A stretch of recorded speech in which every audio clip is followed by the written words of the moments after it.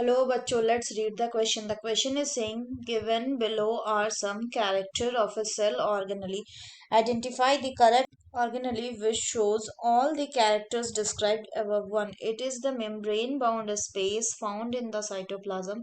It is bound by a single membrane called tonoplast. 3. It contains water, sap, excretory products, and other material not useful to the cell. And 4. It has higher concentration of the sap than the cytoplasm. Option are given as Golgi apparatus, lysosome, endoplasmic reticulum and vacuoles.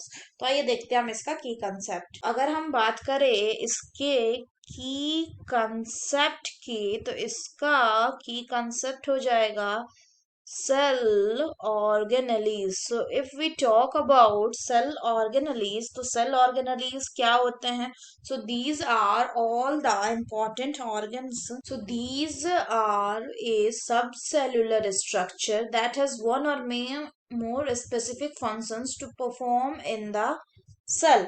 तो अगर हम बात करें cell organelles की, तो many type of cell organelles are present in the cell like the nucleus, ribosome, endoplasmic reticulum, Golgi body, lysosome, plant में vacuole etcetera. यहाँ पे हम बात करेंगे एक की जिसका नाम होता है सैप वैक्यूल।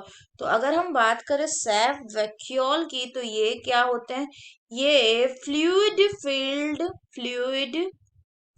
वैक्यूल्स होते हैं। किसमें पाए जाते हैं? ये प्लांट के केस में पाए जाते हैं। अगर बात करें फर्दर, तो they are separated from the cytoplasm by a single layer membrane which is selectively permeable is called as tonoplast. यानी ये एक सिंगल लेयर मेम्ब्रेन से बाउंड होता है, और उस मेम्ब्रेन को क्या कहते हैं? उस मेम्ब्रेन की अगर बात करें तो उसको हम कहते हैं टोनोप्लास्ट। फाइनली अगर बात करें तो जो फ्लूइड होता है present in the shape vacuole, उसको क्या कहते हैं?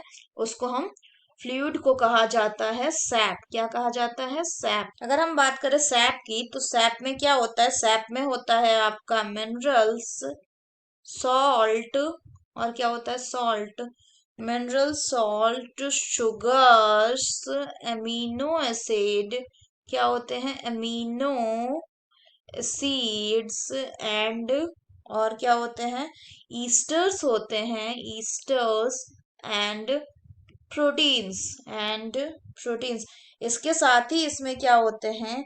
इसमें कुछ वाटर सॉल्युबल पिगमेंट भी होते हैं, जैसे कि एंथोसाइनिन्स। अगर बात करें हम सैप के फंक्शन की, तो जो सैप है ये क्या करता है? ये फूड स्टोरेज में काम आता है। साथ ही साथ ये एक्सक्रीटरी प्रोडक्ट्स को भी जमा करके रख सकता है।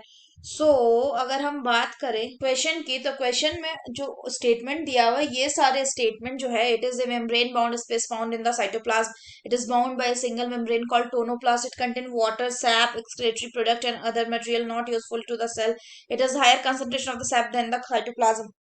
तो ये सारे किसके लिए होंगे? ये सारे अगर हम बात करें तो ये सारे हैं ऑप्शन डी यानी वैक्यूल के लिए। So the correct option will be option D, that is vacuole. अगर हम बात करें Golgi apparatus, lysosome and endoplasmic reticulum की, तो जो एंडोप्लाज्मिक रेटिकुलम है ये क्या होता है? It is a site of protein synthesis. इसमें भी कौन सा? Rough endoplasmic reticulum. क्यों? क्योंकि उसके मेम्ब्रेन में राइबोसोम प्रेजेंट होता है। जो स्मूथ एंडोप्लाज्मिक रेटिकुलम होता है, ये लिपिड के सिंथेसिस में मदद करता है। अगर बात करें लाइजोसोम्स की, तो जो लाइजोसोम्स होते हैं इसके अंदर हाइड्रोलाइटिक एंजाइम्स प्रेजेंट, जो किसमें मदद करते हैं? जो फॉरेन पार्टिकल्स या सेल के ही डाइजेशन में मदद करते हैं। उसके बाद है गोल्गी एपरेटस। अगर हम बात करें गोल्गी एपरेटस, तो ये ट्रांसपोर्ट में मदद करता है किसके? प्रोटीन के, उसके मॉडिफिकेशन होने के बाद। So that's all for the question बच्चों। Hope you understood it well. Best of luck.